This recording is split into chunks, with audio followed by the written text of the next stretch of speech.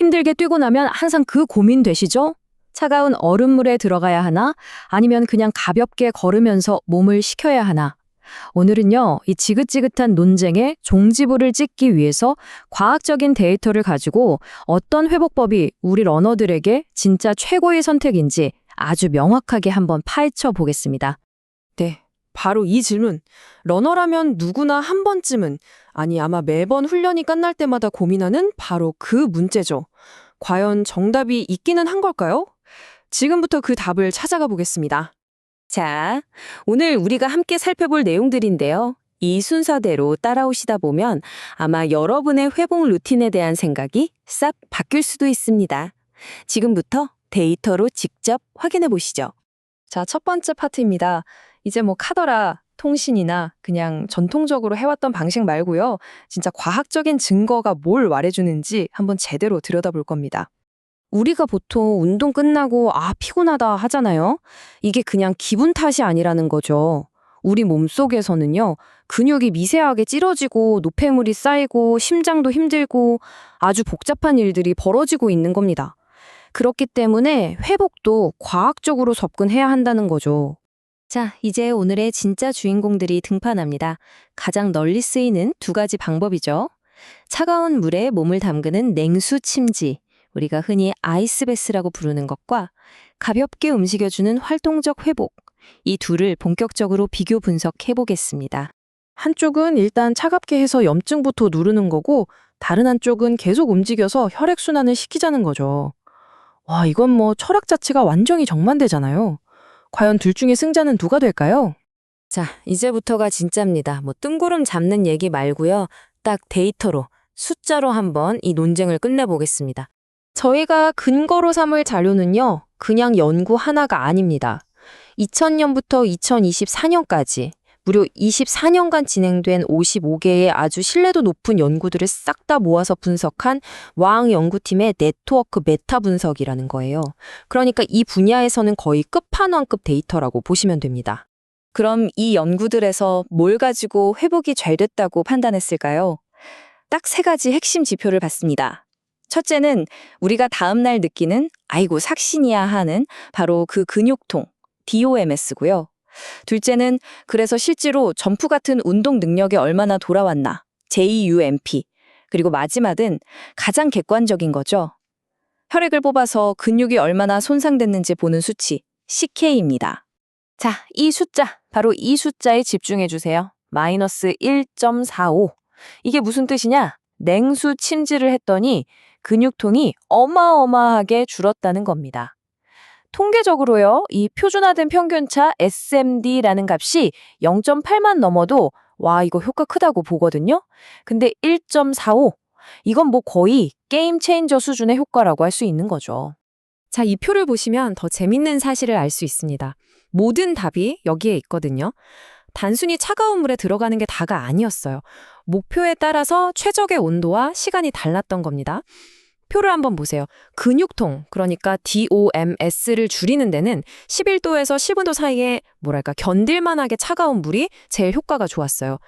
그런데요, 점프 능력 회복이나 실제 근육 손상 지표 CK를 낮추는 데는 5도에서 10도 사이에 정신이 번쩍 들게 차가운 물이 더 효과적이었다는 겁니다. 와, 정말 디테일이 중요하죠? 네, 알겠습니다. 아이스베스가 근육통 줄여주는 건 이제 확실히 알겠어요. 그런데 말이죠. 과연 우리가 좋아졌다고 느끼는 게 진짜 우리 몸이 회복됐다는 신호랑 똑같은 걸까요? 여기서부터 이야기가 조금 더 깊어집니다. 이 질문에 대한 아주 중요한 실마리를 2018년에 나온 비베로보 연구팀의 논문에서 찾을 수 있어요. 이분들이 하프 마라톤을 완주한 선수들을 데리고 진짜 흥미로운 실험을 했습니다. 결과가 정말 반전이었습니다. 보세요. 냉수 침지를 한 선수들은 몸이 훨씬 가벼워요. 통증도 줄었어요. 라고 말했어요. 주관적으로는 효과가 있었던 거죠. 그런데 막상 피를 뽑아서 객관적인 데이터를 보니까 회복 지표가 전혀 나아지지 않은 거예요. 느낌이랑 현실이 완전히 달랐던 거죠. 심지어 더 충격적인 건 가볍게 정리 운동을 한 쪽은 오히려 근육 손상 수치인 CK가 올라가기까지 했다는 겁니다. 자, 2017년에 피크 연구팀이 여기서 한 발 더 나아갑니다. 이들은 아예 근육 조직을 직접 떼어내서 들여다봤는데요. 결론은 이랬습니다. 우리의 결과는 냉수침지가 근육의 염증 및 스트레스 반응을 최소화하는 데 있어서 활동적 회복보다 더 효과적이라고 볼 수 없음을 시사한다. 쉽게 말해서 우리 몸속 가장 깊은 곳에서는요, 아이스베스를 하든 정리 운동을 하든 별 차이가 없었다는 겁니다. 자, 여기서부터 이 이야기의 판이 완전히 뒤집힙니다. 만약에 말이죠. 우리가 통증을 줄이려고 열심히 했던 그 단기 회복법이 사실은 장기적으로 우리가 더 강해지는 걸 막고 있었다면 어떨까요? 이 엄청난 반전의 열쇠는 바로 동화신호라는 개념입니다. 아주 쉽게 말하면 운동으로 우리 근육이 힘들어 하고 비명을 지르면 우리 몸은 알았어, 그럼 다음엔 더 힘들어지지 않게 더 튼튼하게 만들어줄게 하고 신호를 보내요. 바로 이 신호체계 덕분에 근육이 성장하는 겁니다. 바로 이 지점에서 냉수침지에 숨겨진 어쩌면 치명적인 단점이 드러납니다.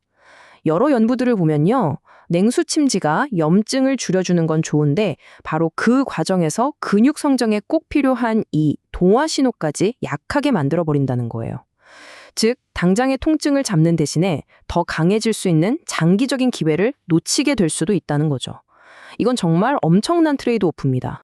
자, 그럼 이제 어떻게 해야 할까요? 이 모든 데이터를 종합해서 우리에게 맞는 최적의 전략을 찾아볼 시간입니다. 첫 번째 시나리오입니다. 만약 여러분의 목표가 며칠 연속으로 열리는 대회처럼 당장 내일 최고의 컨디션을 만드는 거라면 고민할 필요 없습니다. 답은 냉수침지입니다. 10분에서 15분, 5도에서 15도 사이의 물에 들어가세요. 왜냐하면 이때는 장기적인 성장보다는 일단 통증을 없애고 다음날 뛸 수 있는 몸을 만드는 게 100배는 더 중요하니까요. 하지만 두 번째 시나리오. 만약 여러분이 지금 다음 대회를 목표로 차근차근 훈련을 쌓아가는 트레이닝 기간이라면 전략은 180도 달라져야 합니다. 이때는 오히려 냉수침지를 피하는 게 현명한 선택일 수 있습니다. 운동 후에 자연스러운 염증 반응과 회복 과정을 그대로 겪어내야 우리 몸이 그 자극에 적응해서 더 강해질 수 있기 때문이죠. 결국 세상에 무조건 좋은 회복법이라는 건 없었습니다. 모든 건 상황과 목표에 달려 있었던 거죠. 그래서 가장 중요한 건 바로 이 질문에 스스로 답하는 겁니다. 지금 나에게 필요한 건 즉각적인 회복인가? 아니면 장기적인 성장인가? 그 답이 바로 여러분 각자에게 맞는 최고의 회복 전략이 될 겁니다.